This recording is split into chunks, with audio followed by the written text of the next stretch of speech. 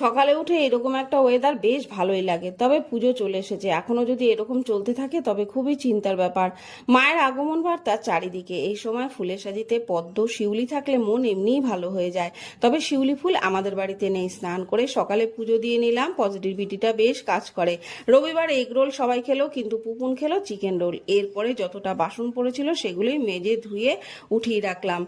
আর এই মানুষটিকে বাজারে গেছিল, বলেছিলাম রসুন আনতে, রসুন না এনে এনেছিল আদা। পরে কাছের দোকান থেকে অনেক দেরি করে রসুন আনাতে তার পাপের প্রায়শ্চিত্ত সে নিজেই করছে। চিকেনের গন্ধ নাকে যেতেই কষা খেতে হবে, হাতে পেয়ে লাখ টাকার হাসি।